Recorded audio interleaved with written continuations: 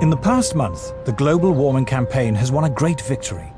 The United States government, once a bastion of resistance, has succumbed. George Bush is now an ally.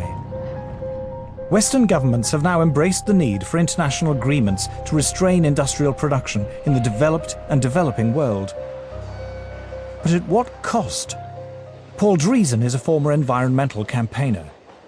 My big concern with global warming is that the policies being pushed to supposedly prevent global warming are having a disastrous effect on the world's poorest people. Global warming campaigners say it does no harm to be on the safe side. Even if the theory of man-made climate change is wrong, we should impose draconian measures to cut carbon emissions just in case.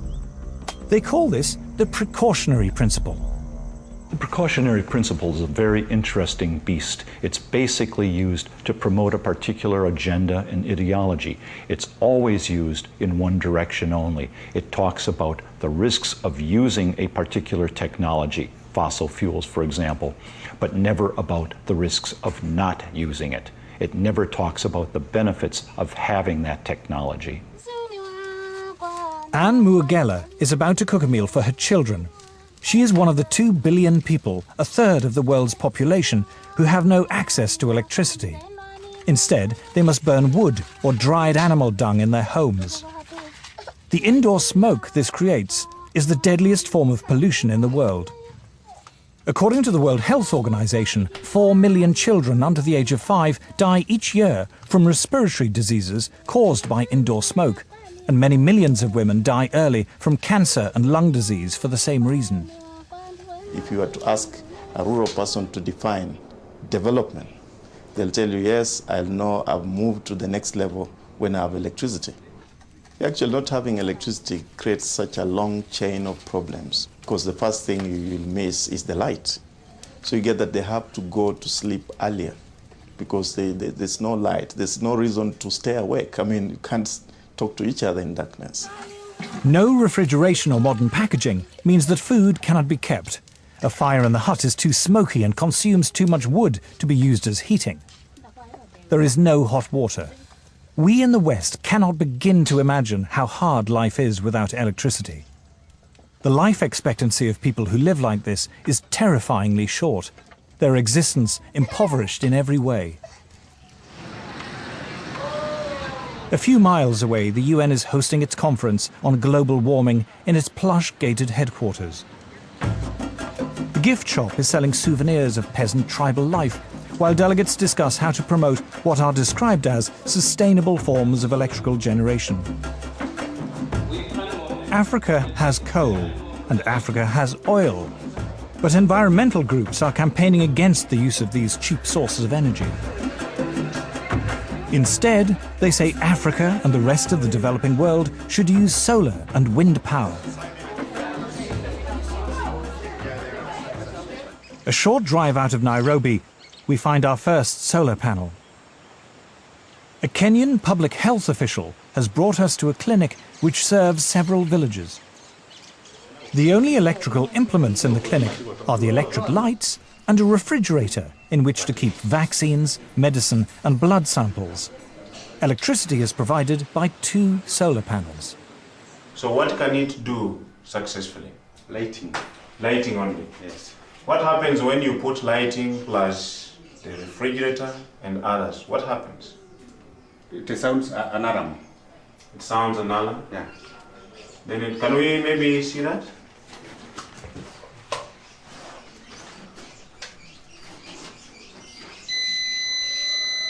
The solar panels allow Dr. Samuel Mwangi to use either the lights or the refrigerator, but not both at the same time.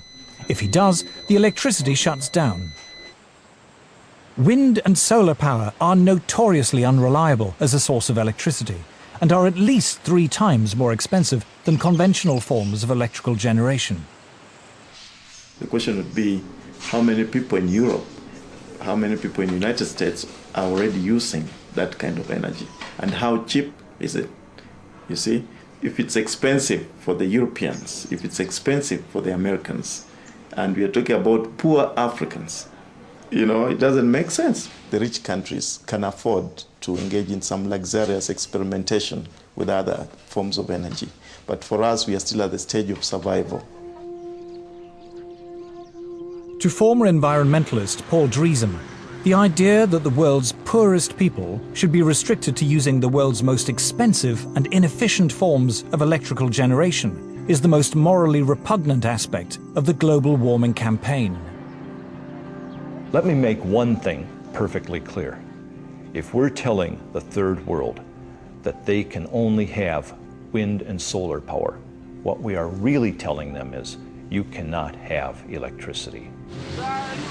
The challenge we have when we meet Western environmentalists who say we must engage in use of solar panels and wind energy is how we can have Africa industrialized. Because I don't see how a solar panel is going to power a steel industry, how a solar panel is going to power maybe some railway train network. It might work maybe to power a small transistor radio. I think one of the most pernicious aspects of the modern environmental movement is this romanticization of peasant life.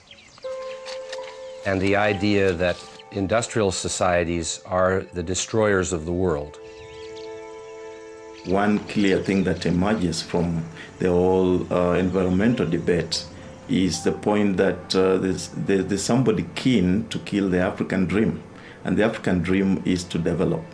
The environmental movement has evolved into the strongest force there is for preventing development in the developing countries. We are being told, don't touch your resource, don't touch your oil, don't touch your coal.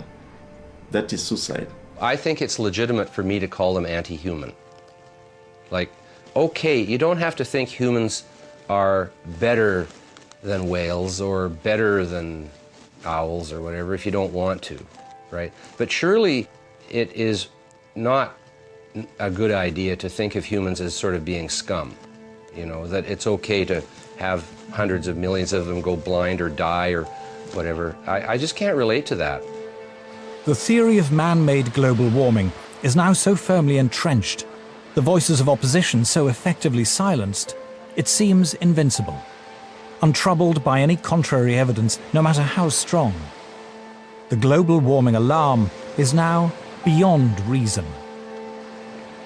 There will still be people who believe that this is the end of the world, particularly when you have, for example, the chief scientist of the UK telling people that by the end of the century, the only habitable place on the Earth will be the Antarctic. And humanity may survive thanks to some breeding couples who move to the Antarctic. I mean, this is hilarious. It would be hilarious, actually, if it weren't so sad.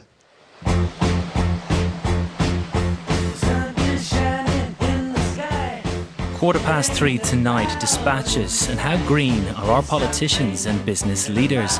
Next Monday night at 8, dispatches again, this time focusing on Prince Charles, independent monarch or meddling prince. Next tonight, Mammoth Movie, the beautiful tale of a fateful love affair, the English Patient.